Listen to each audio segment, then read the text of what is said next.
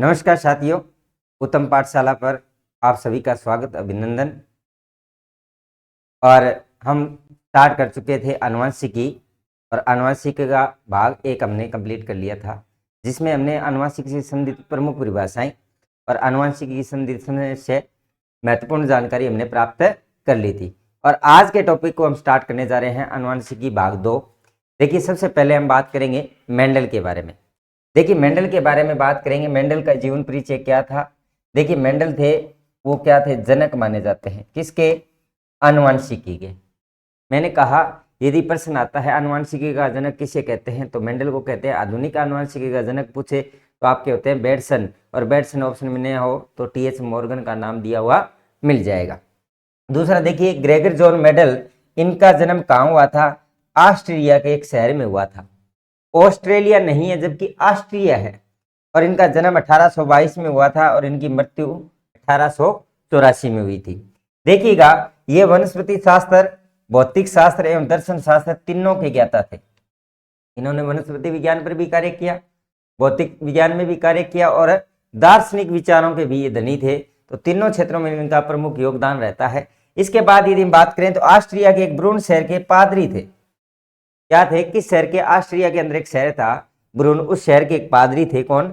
और ध्यान करना, इनको नोबेल पुरस्कार भी मिला था। एकमात्र नोबेल पुरस्कार, ऐसे मरणोपरांत अगर हम कहें कि वैसे मरणोपरांत नोबेल पुरस्कार नहीं दिया जाता था पहले, बाद में क्या हुआ कि इनको एक मरणोपरांत इनको क्या दे दिया गया? नोबेल पुरस्कार प्राप्त हुआ था। कब हुआ था? 1901 में इनको नोबेल पुरस्कार की घोषणा की गई, इनको नोबेल पुरस्कार दिया गया। तो ये हो गया इनका सामान्य परिचय। नेक्स्ट देखिएगा, जब हम बात करते हैं इन्होंने अपना प्रयोग किया था, इनके जब प्रयोग की बात करते हैं तो उन्होंने अपना प्रयोग किस पे किया था? उदान मटर पे अपना प्रयोग किया था, और जिसका वैज्ञानिक नाम क्या होता है? Pisum sativum. देखिए, यदि इसकी समय पूछे तो इनको लगभग 7 वर्षों का समय लगा था। 1856 से लेकर 1865 तक इन्होंने अपना अध्ययन किया था। कितने वर्षों तक? 7 वर्षों तक का समय लगा था। 1856 से लेकर 1865 तक इन्होंने प्रयोग किया था। और प्रयोग किस पे किया था? उदान मटर पे। और उदान मटर पे भी क्या किया था? 7 विपर्यासी लक्षणों पर इन्होंने अध्ययन किया था। प्रश्न पूछा जा सकता है कि मटर ने अपने प्रयोग में कितने विपर्यासी लक्षणों पर अध्ययन किया था? तो कितने पे? 7 विपर्यासी लक्षणों पर अध्ययन किया था। और देखना, इन्होंने अपनी सफलता की जांच हेतु 2 अन्य प्रयोग भी किए थे। ध्यान करना, 2 अन्य प्रयोग और करके देखे थे कि जो मैं संकलन करवा रहा हूं, जो प्रयोग कर रहा हूं, वो प्रयोग सही है या नहीं, इसकी स्वयं जांच करने तो उन्होंने 2 प्रयोग किया था। एक प्रयोग किया था आपके राजमा पर। देखिए, राजमा का वैज्ञानिक नाम पूछा जा सकता है फेसियोलस वेलगेरिस, और ये इनका जो था वो पूर्णतः क्या हो गया था? सफल हुआ था। यानी राजमा में जो इन्होंने उदान मटर के अंदर प्रयोग किए थे, वही प्रयोग सेम चीजें इनको किस में मिली थी? राजमा में। और फिर उन्होंने दूसरा प्रयोग किया था हॉकवुड यानी हेराइसियम पर, और हेराइसियम पर इन्होंने जब प्रयोग किया तो उनको वो सफलता नहीं मिली। यहां ये क्या हो गए थे? असफल हो गए थे। यहां पर ये क्या हुए थे? असफल हो गए थे। असफल क्यों हुए? असफलता का कारण क्या था कि जो प्रयोग इन्होंने उदान मटर पे किया, जो प्रयोग इन्होंने राजमा पर किया, उसका जो परिणाम प्राप्त हुआ था वो सेम परिणाम ये हॉकवुड में प्राप्त नहीं कर सके। हेराइमम में देखिएगा, हेराइसियम में इन्होंने अपना जो प्रयोग किया उसके अंदर इनको क्या है? कुछ त्रुटियां मिली, और इसके लिए इनसे प्रश्न ये पूछा जाता है कि ऐसा कौन सा प्रयोग था जिस पर इनको सफलता मिली। तो राजमा पर जब इन्होंने प्रयोग किया, उदान मटर पर प्रयोग किया, तो ये सफल हो गए थे, और हॉकवुड पर इन्होंने अपना प्रयोग किया तब ये क्या हो गए थे? असफल हो गए थे। नेक्स्ट देखिएगा, नेक्स्ट हम जब बात करते हैं इनके प्रकाशन की, कुछ चीजें देखिए। इनका प्रकाशन चर्च की एक पुस्तिका के अंदर इनका प्रकाशन हुआ था। इनके प्रयोगों का प्रकाशन है वो एक चर्च की पुस्तिका थी, और चर्च की पुस्तिका के अंदर उन्होंने अपने प्रयोगों का क्या किया? प्रकाशन किया था, लिखा था। उसके बाद यदि आपसे पूछा जाए मुख्य प्रकाशन या जो मुख्य चीजें हैं वो क्या थी? Brunn society of natural history, इसके अंदर एक पत्रिका थी इनकी स्वयं की। उस पत्रिका के अंदर ये शोध के रूप में शोध प्रकाशन किया था। क्या किया था? एक शोध प्रकाशन किया था, है ना। और उसी से ये सफल हुए थे। और ये पत्रिका में कब प्रकाशित हुआ था?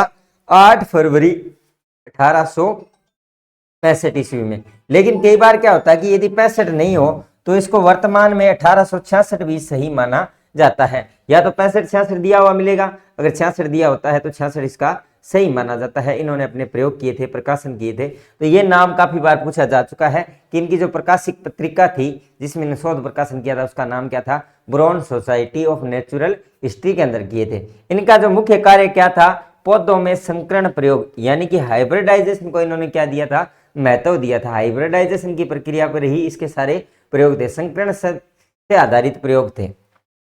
तो ये हो गया इसके प्रकाशन की मुख्य बातें।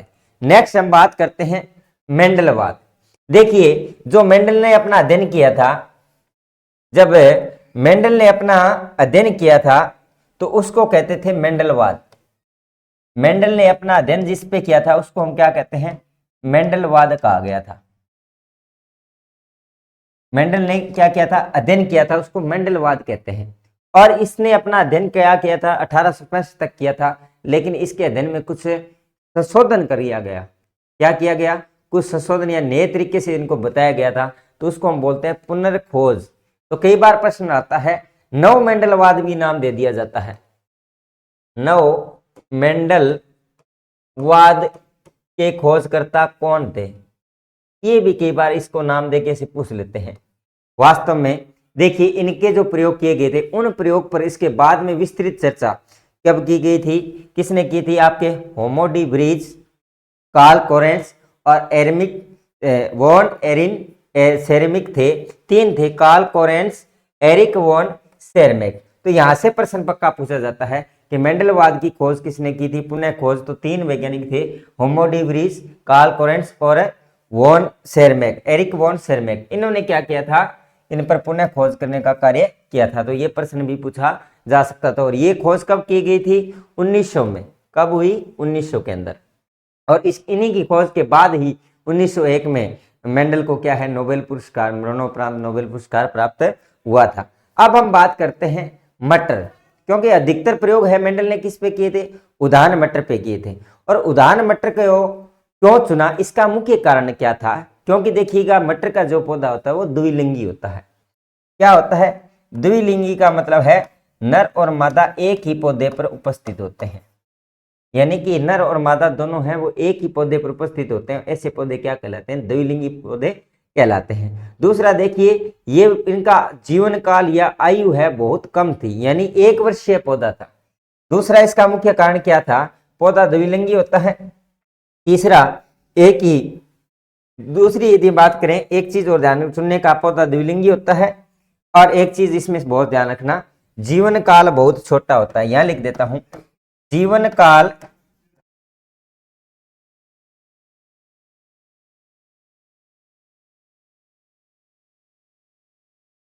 ठीक है ना, द्विलिंगी होता है। दूसरा इसका जीवन जो काल है, इसका जीवन काल छोटा, जीवन काल क्या था, छोटा, यानी कि ये 1 वर्षीय पौधा है।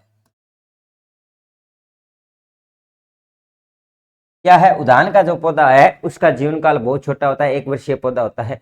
तीसरा इसका मुख्य कारण था विपर्यासी लक्षणों का स्पष्ट दिखाई देना। जो इन्होंने विपर्यासी लक्षण लिए थे वो विपर्यासी लक्षण आपको स्पष्ट दिखाई देंगे। यानी स्थूल का मतलब होता है साफ, यानी विपर्यासी लक्षणों का स्थूल या साफ रूप से दिखाई देना, ये इसका तीसरा मुख्य कारण था। चौथा इसका मुख्य कारण था कि इसके पौधे में स्वपरागण आसानी से कराया जा सकता है, और स्वपरागण के साथ साथ परपरागण भी करवाया जा सकता है। स्वपरागण का मतलब होता है उसी पुष्प का उसी पुष्पागर पर, यानी सेम पुष्प का सेम पुष्पागर पर यदि संकरण करवाया जाता है तो हम उसको स्वपरागण कहते हैं। और परपरागण का मतलब होता है उसी पुष्प का उसी जाति के अन्य पुष्प के साथ, जाति सेम होगी, पुष्प के अन्य पुष्प के साथ यदि संकरण करवाया जाता है तो हम उसको क्या बोलते हैं, परपरागण। यानी इनमें स्वपरागण आसानी से कराया जा सकता है और इसमें परपरागण भी आसानी से कराया जा सकता है। और ध्यान दीजिए, एक ही पीढ़ी में अनेक बीजों की प्राप्ति संभव थी, ये इसके मुख्य कारण थे। तो जिनमें से सीधा सा प्रश्न आ जाएगा कि मटर द्वारा उदाहरण के अपने प्रयोग में उदाहरण मटर के चुनने के मुख्य कारण क्या थे, या निम्न में से कौन सा कारण नहीं था। तो 4 लाइनें आपसे दे दी जाएगी, निम्न में से कौन सा कथन असत्य या कौन से कथन सत्य, इस प्रकार का प्रश्न आपसे यहाँ से पूछा जा सकता है। तो ये भी इंपॉर्टेंट है। पुनर्खोज वाला तो मोस्ट इंपोर्टेंट है, ये प्रश्न आ सकता है सीधा, हो सकता है तीनों का नाम देके कई बार एक का ही नाम दे दिया जाता है। जीवन काल का ध्यान रखना, 1 वर्षीय होता है। ठीक है, नेक्स्ट देखिए 7 जोड़ी जो विप्रियासी अपने लक्षण थे, कौन कौन से 7 जोड़ी विप्रियासी लक्षण थे जिन पर उदाहरण मटर के जो मुख्य लक्षण थे उन पर मेंडल ने प्रयोग किए थे। देखिए एक तो होता है आपके लक्षण, एक थे प्रभावी लक्षण और दूसरे होते हैं अप्रभावी लक्षण। यानी कि प्रभावी लक्षण कौन से होते हैं, जो प्रकट होते हैं, और जो क्या होते हैं अप्रकट होते हैं, ये अपना प्रभाव नहीं दर्शा पाते। यानी जो मुख्य रूप से पहले अपना प्रभाव उत्पन्न कर देते हैं वे प्रभावी लक्षण होते हैं, और जिनका प्रभाव दब जाता है या अपना प्रभाव प्रकट नहीं कर पाते वे अप्रभावी लक्षण वाले होते हैं। तो ध्यान रखना, सबसे पहले उन्होंने क्या ली थी, पौधे की लंबाई। देखिए पौधे की लंबाई 2 प्रकार से ली थी, प्रभावी क्या थी, लंबा, और अप्रभावी था मोना, जिसको हमने स्मॉल टी और कैपिटल टी से दर्शाया है। प्रभावी लक्षण अप्रभावी लक्षण के अंदर पूछा जा सकता है। तो पौधे की लंबाई के बारे में। दूसरा उन्होंने कहा था पुष्प की स्थिति, एक तो होता है आपका कक्षीय एक्सियल पोजीशन, दूसरा होता है अग्रस्त पोजीशन यानी थर्मिनल पॉइंट। यानी एक तो इस तरह से आप जब पौधे की हम बात करते हैं इस तरह की शाखाएं बनती है, एक तो ये एक्सियल पोजीशन होती है और एक ये आपके थर्मल पोजीशन होती है ना। एक्सियल पोजीशन और थर्मल पोजीशन पर जो पुष्प थे उनके आधार पर उन्होंने क्या किया था कि जो एक्सियल पोजीशन है वो आपकी प्रभावी होती है और टर्मिनल या अग्रस्त पोजीशन है वो क्या होती है, अप्रभावी होती है। तो आपसे पूछे कि पुष्प की स्थिति कैसी थी या फूल की स्थिति कैसी थी, तो कक्षीय और आपका क्या हो जाएगा, अग्रस्त। यदि हम बात करें परिपक्व फली की आकृति, जो परिपक्व फली थी उसकी आकृति कैसी थी, फुली हुई यानी कि इनफ्लेटेड और आपका संकीर्णित कंसंट्रेटेड। एक तो आपकी फुली हुई पूर्णतः और एक संकीर्णित, 2 प्रकार की परिपक्व फली की बारी बात की। अपरिपक्व फली का रंग, एक तो आपसे पूछा जाएगा फली की आकृति, दूसरा आपसे पूछा जाता है फली का रंग। देखिए जो परिपक्व है, अपरिपक्व जो फलियां होती है वो किस कलर की होती है, वो आपके हरे कलर की होती है, और पकने के बाद फलियों का रंग कैसा हो जाता है, पीला हो जाता है। कैसा हो जाता है, पीला हो जाता है। अब देखिएगा बात करें पुष्प का रंग, तो पुष्प का रंग कैसा था, पुष्प का रंग बैंगनी था जो प्रभावी था, और अप्रभावी जो रंग था वो क्या था, आपका सफेद रंग था। तीसरी यदि बात करें बीज की आकृति, बीज की आकृति कैसी थी, गोलाकार, यानी कि गोल बीज हैं वो प्रभावी थे और झुर्रीदार हैं वो अप्रभावी हैं। और वर्तमान समय में भी यही होता है कि सबको गोल गोल लाडू चाहिए, कोई झुर्रीदार लाडू तो लेना ही नहीं चाहता, है ना। तो ध्यान रखना कि गोलाकार और झुर्रीदार के रूप में इसको प्रस्तुत किया था। अगर हम बात करें बीजों के रंग की, तो बीजों का रंग और आप ध्यान रखना पुष्प के रंग में अंतर है। यदि पुष्प का रंग देखें तो हरा रंग है, अगर हम बात करें बैंगनी रंग है और सफेद है। दूसरा आपसे एक इंपॉर्टेंट रहता है फली के बारे में। यदि आपसे फली का रंग और बीज के रंग का हमेशा ऑपोजिट होता है, बीज का रंग कैसा प्रभावी होता है, पीला प्रभावी होता है, जबकि हरा अप्रभावी होता है। और अगर आपसे पूछे कि फली का रंग, तो फली का रंग हरा प्रभावी है और पीला अप्रभावी है। तो इस जातों विपर्यासी लक्षणों के बारे में सीधा सा छोटा सा प्रश्न आ जाता है, कौन सा प्रभावी है कौन सा अप्रभावी है, और 7 जोड़ी विपर्यासी लक्षण कौन कौन से थे। तो यहाँ से सीधा एक प्रश्न पुट आउट हो सकता है, इसका आप एक स्क्रीनशॉट ले सकते हैं। ये अच्छे से आपको ध्यान में रखना है। नेक्स्ट देखिएगा, नेक्स्ट हम बात करते हैं मेंडल के जो अपने प्रयोग थे, मेंडल के नियमों के नाम से जाने जाते हैं। मेंडल के प्रयोग क्या कहलाते हैं, मेंडल के नियम कहलाते हैं।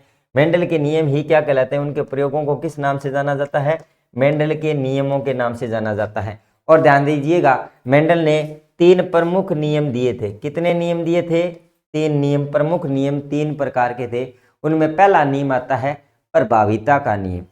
प्रभाविता का नियम क्या कहता है, लॉ ऑफ डोमेंशियस क्या कहता है कि जो चीज प्रभावी है, जो लक्षण पहले प्रकट हो रहे हैं वो प्रभावी लक्षण होते हैं, और जब संकरण करवाया जाता है तो जो लक्षण प्रकट नहीं हो रहे हैं वे लक्षण अप्रभावी रहते हैं। तो प्रभाविता के नियम में ये कहता है कि प्रभाविता में जब संकरण कराएंगे तो केवल और केवल वही लक्षण प्रकट हो सकते हैं जो अपने क्या हो, प्रभावी हो। तो देखिएगा क्या कहता है, ये सबसे इंपॉर्टेंट है, ये आपका एकल संकरण पर आधारित है। हमने चर्चा कर ली थी, एकल संकर संकरण, द्विसंकर संकरण, त्रिसंकर संकरण, बहुसंकर संकरण। एकल संकरण में एक जोड़ी विपर्यासी लक्षणों के मध्य, द्विसंकरण में दो जोड़ी विपर्यासी लक्षणों के मध्य, त्रिसंकरण में दो या अधिक जोड़ियों के मध्य, और बहुसंकरण में एक साथ कई जोड़ियों के मध्य संकरण करवाया जाता है। तो सबसे पहला प्रश्न आपका यहां से पूछेगा कि इसके अंदर प्रभाविता का नियम किस पर आधारित है, तो आपके एकल संकर पर आधारित है। दूसरा ध्यान करना, इसका अर्थ क्या होता है कि दो शुद्ध जनकों के मध्य निषेचन करवाया जाता है, यानी संकरण जब करवाया जाता है, निषेचन करवाया जाता है, तो F1 यानी प्रथम पीढ़ी में वे ही लक्षण प्रकट होते हैं जो केवल और केवल क्या हो, प्रभावी हो। यानी कि जब F1 पीढ़ी और F2 पीढ़ी, प्रथम पीढ़ी F1 पीढ़ी कहलाती है, और उस F1 पीढ़ी का जब 100 परागण करवा दिया जाता है तो हमें एक नई पीढ़ी प्राप्त होती है, उस पीढ़ी को हम F2 पीढ़ी कहते हैं। F1 पीढ़ी के अंदर उन्होंने जब प्रयोग करके देखा तो उन्होंने देखा कि जो लक्षण जब संकरण के द्वारा या निषेचन की प्रक्रिया के द्वारा वे ही लक्षण प्रकट होंगे जो क्या होते हैं, प्रभावी होते हैं, इसी को प्रभाविता कहते हैं। इसी कारण इसको क्या बोलते हैं, प्रभाविता। और इसी नियम के कारण इसको क्या नाम पड़ा था, प्रभाविता का नियम नाम दे दिया गया था। क्या नाम दे दिया गया था, प्रभाविता का नियम कहा जाता है।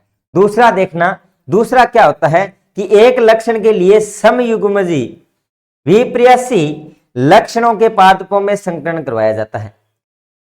संकरण हमेशा किस में होगा, समयुग्मी होना जरूरी है। ध्यान रखना, एक लक्षण के लिए समयुग्मी विपर्यासी लक्षणों के पादपों में संकरण करवाया जाता है। एक ही लक्षण को प्राप्त करने के लिए हमें कौन से लक्षण चाहिए, विपर्यासी समयुग्मी संकरणों का होना अत्यंत आवश्यक है। ठीक है ना, समयुग्मी विपर्यासी पादपों के मध्य संकरण करवाया था। इन्होंने अपना संकरण क्या करवाया था, समयुग्मी विपर्यासी लक्षणों के मध्य संकरण करवा के अपने निष्कर्ष प्राप्त किए थे। क्या प्राप्त किए थे, समयुग्मी से इन्होंने अपना निष्कर्ष निकाला था। ठीक है, और इसी को हम बोलते हैं प्रभाविता का नियम। तो संकरण किसके मध्य हुआ, समयुग्मी पादपों के मध्य। और संकरण किस प्रकार से करवाया गया, देखना,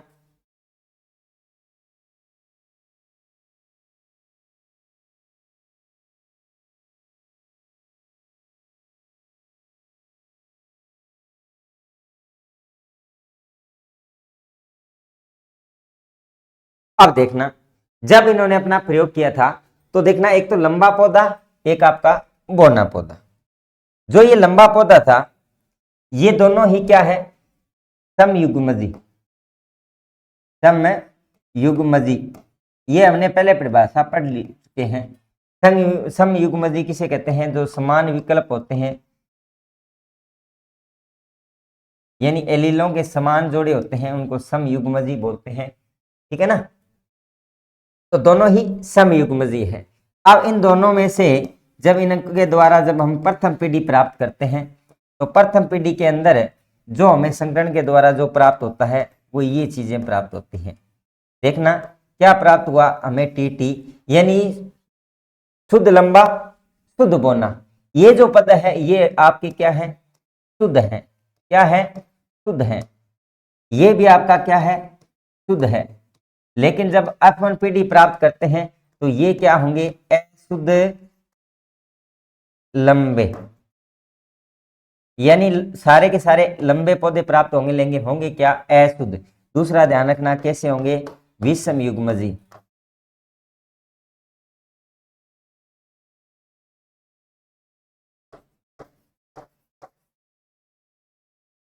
कैसे प्राप्त हो जाएंगे, आपको विषमयुग्मी प्राप्त हो जाएंगे।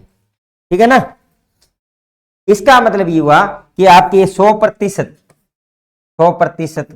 सारे के सारे 100% है वो कैसे हैं, लंबे पौधे प्राप्त हुए थे। तो इसी को उन्होंने कहा था, क्योंकि ये जब दोनों के मध्य क्रॉस कराया जाता है तो जो लक्षण प्रकट होते हैं वे प्रभावी लक्षण कहलाते हैं। तो ये लंबा लक्षण है वो आपका क्या था, तो ये लक्षण जो आपका क्या था, प्रभावी था।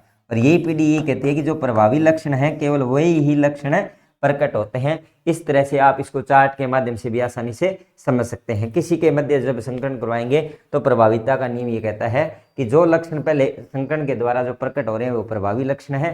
तो इस प्रभाविता का नियम इसी को कहते हैं कि जब लक्षण प्रकट हो वो प्रभावी हो। इसी नियम को हम क्या कहते हैं, प्रभाविता का नियम कहते हैं। नेक्स्ट देखिएगा, दूसरा जो इनका नियम था वो था पृथक्करण का नियम या युग्मकों की शुद्धता का नियम। पृथक्करण का मतलब होता है हम अलग अलग उसको प्राप्त कर सकते हैं, और एकल संकरण के द्वारा उसको शुद्ध रूप से हम क्या कर सकते हैं, प्राप्त कर सकते हैं। पृथक पृथक अलग अलग कर सकते हैं, उनको शुद्ध रूप से प्राप्त कर सकते हैं। ऐसे नियम को हम पृथक्करण या युग्मकों की शुद्धता का नियम कहते हैं। और ये नियम भी आपका किस पर आधारित है, एकल संकर संकरण पर आधारित नियम है। किस पर आधारित है, आपके एकल संकर संकरण पर आधारित नियम कहलाता है।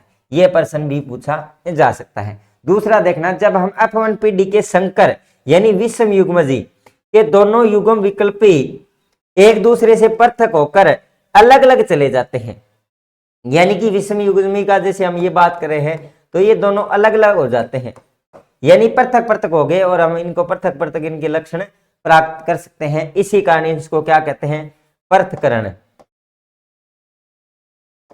पृथक्करण का, इसीलिए इसको क्या बोलते हैं, पृथक्करण का नियम कहते हैं।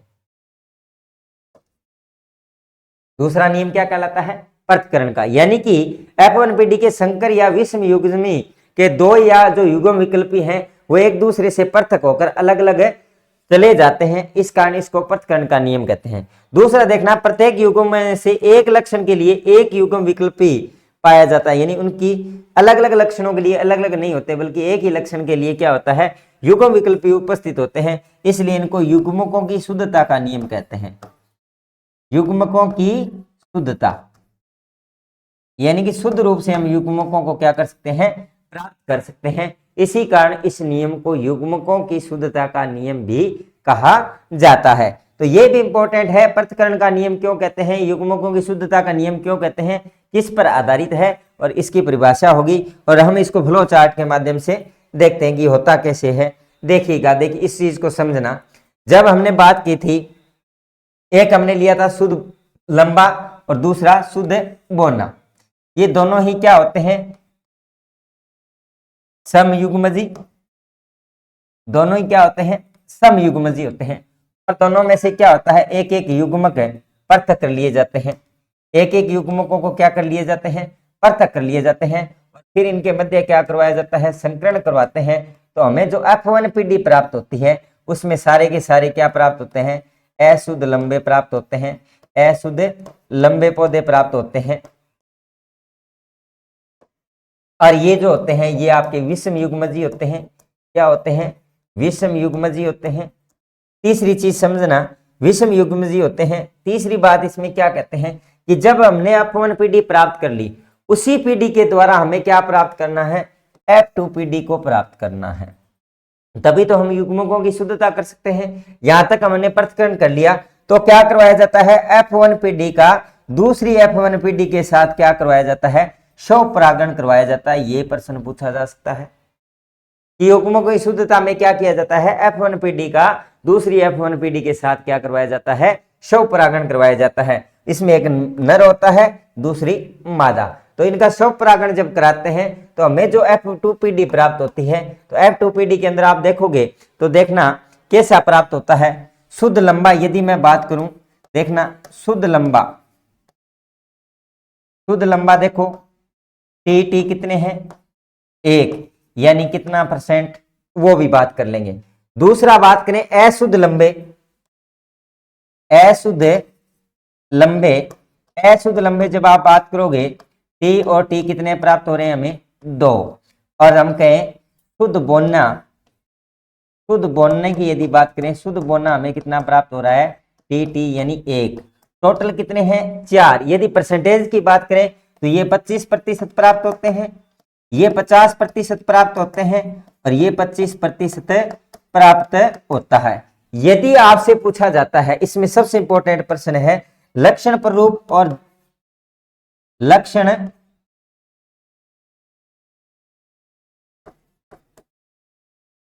ध्यान रखना, लक्षण प्ररूप, और एक होता है आपका जीन प्ररूप। ये प्रश्न आपसे पूछा जाएगा। यहां से क्या प्रश्न पूछा जा सकता है, यानी कि आपका जीनोटाइप, फिनोटाइप और आपसे जीनोटाइप पूछेंगे।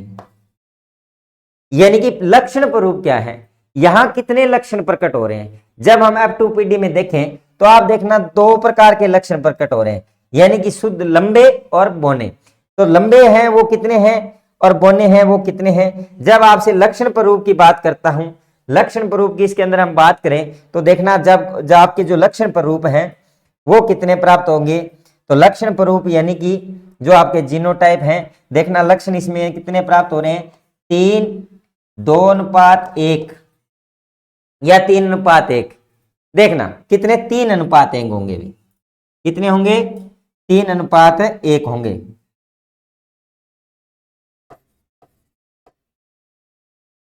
जो आपका लक्षण प्ररूप है इसके अंदर 3:1 होगा, जबकि आपका जीनोटाइप अनुपात देखना शुद्ध लंबा 1 है तो 1:2:1। अब आपसे पूछे जाए प्रश्न, एक प्रश्न तो ये बनता है कि इसका जीनोटाइप कितना होता है। F2PD का जीनोटाइप और फिनोटाइप पूछते हैं।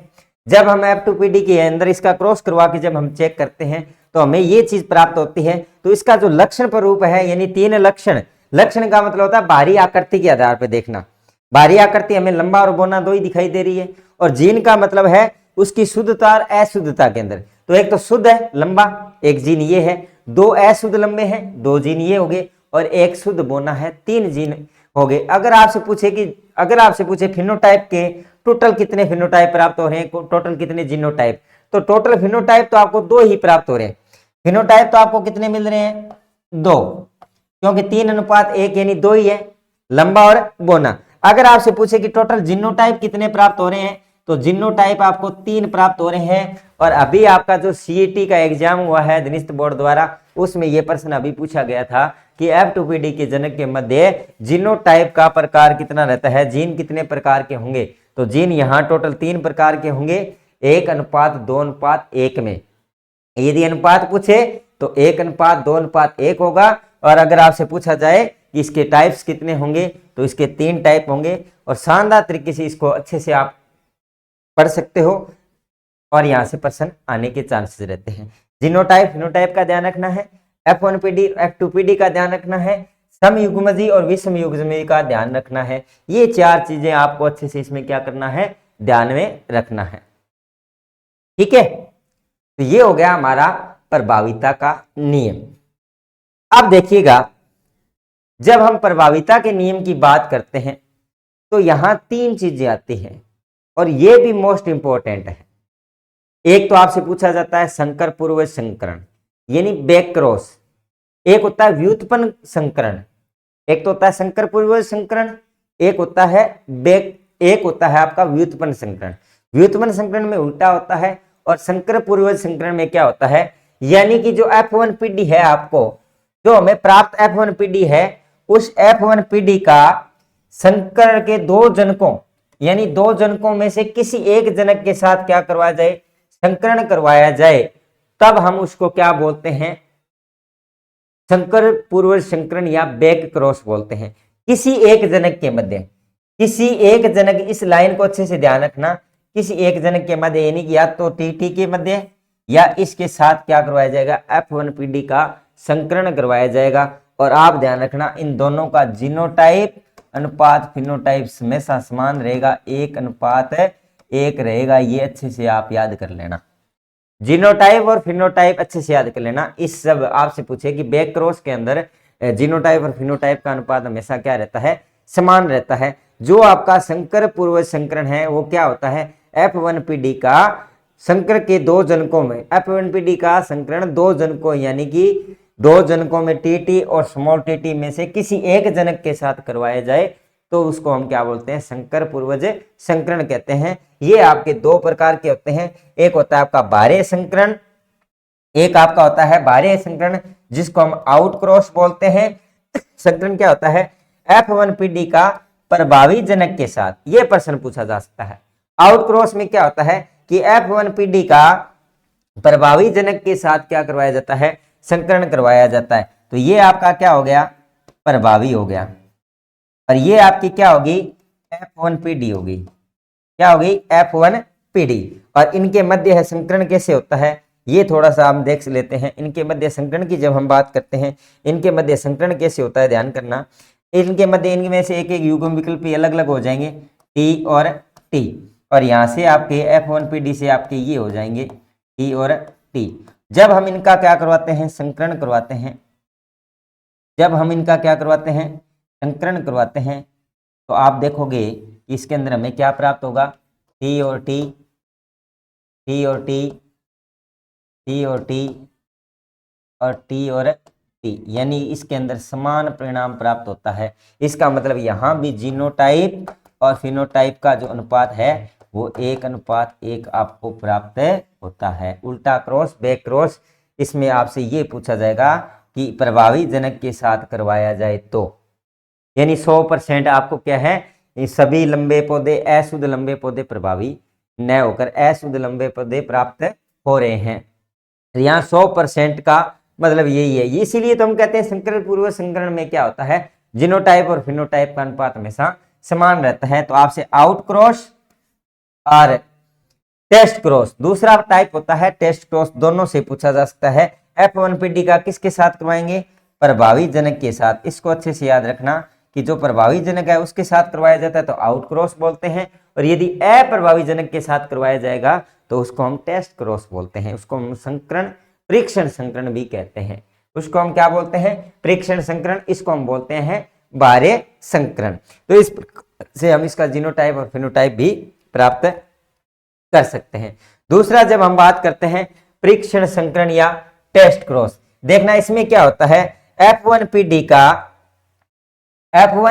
का अप्रभावी जनक से क्या करवाया जाता है, जनक से संकरण करवाया जाता है प्रभावी PD से। अब यहां देखना, ये होगी आपकी F1PD, ये हो गया आपका अप्रभावी जनक, क्योंकि स्मॉल टी का कोई प्रभाव नहीं होता। अप्रभावी जनक के मध्य क्या करवाया जा रहा है, संकरण करवाया जा रहा है। और यहां से भी हम ये देखेंगे, ये ध्यान रखना दोनों समयुग्मजी हैं, एक एक करवाना है आपको। इधर देखना, इसके हम विकल्पों अलग अलग कर लेते हैं, टी और आपका स्मॉल टी। इधर जब आप देखोगे तो टी और आपका ये टी। अब कहता है कि इसके मध्य आप क्या करवाएं, संकरण करवाया जाए। इनके मध्य क्या करवाया जाए, जब आप संकरण करवाओगे तो आप क्या परिणाम देखोगे, इनके अंदर परिणाम है वो आपको अलग परिणाम होगा। इसमें देखिएगा टी और टी, इधर देखोगे आप टी और टी, और इधर देखोगे टी और टी, टी और टी।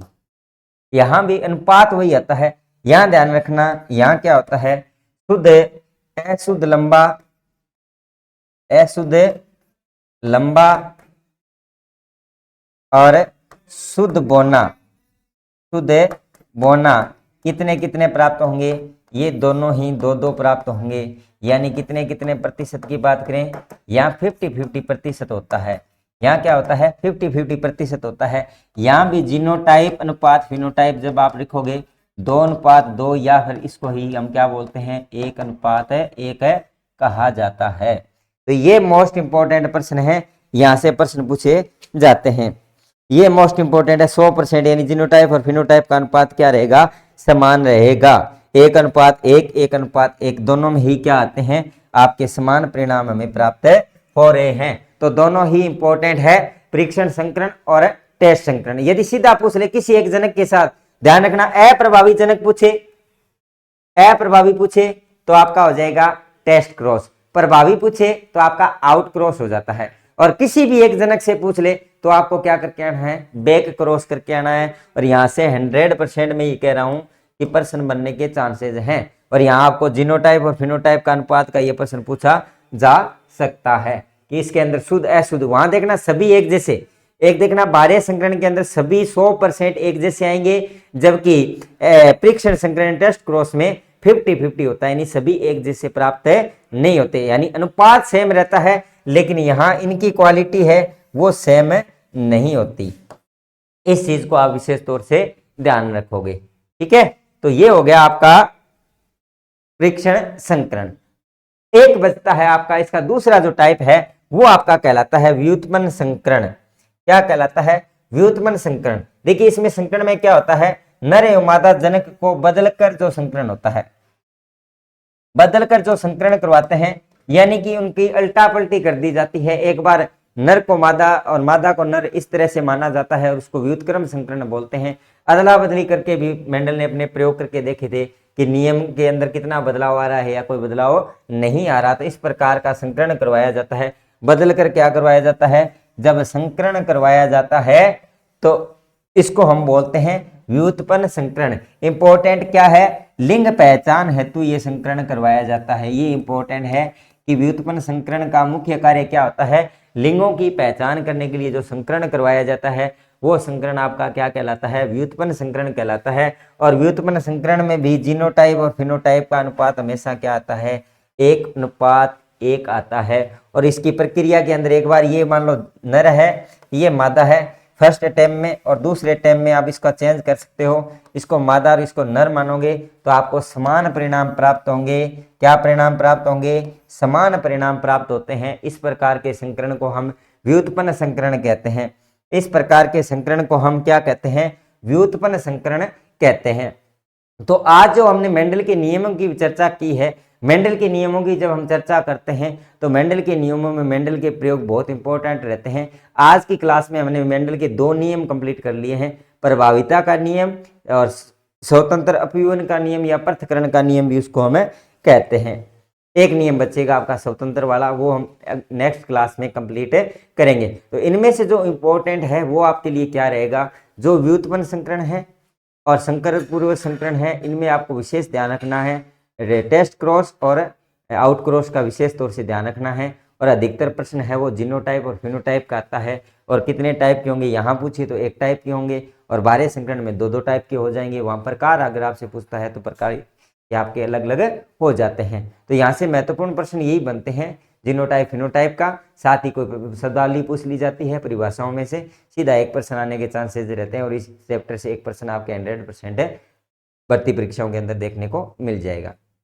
ठीक है, तो क्लास के बाद सभी साथी ज़्यादा से ज़्यादा कमेंट बॉक्स में कमेंट जरूर करें, बताएं कि आपको क्लासें कैसी लग रही है।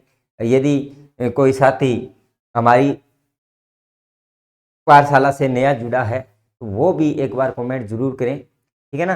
तो हमें भी उससे बहुत बड़ा उत्साह होता है कि सभी साथी जितना ज़्यादा कमेंट आएगा, जो चीज़ें आप लिखेंगे उसके बारे में हमें रिस्पॉन्स जो आपके द्वारा दिया जाएगा वो हमारे लिए एक बेहतरीन उत्साहवर्धक का कार्य करेगा। इसलिए सभी साथी क्लास के एंड में जब भी आप क्लास देखते हो तो क्लास को एक तो पूरा देखें।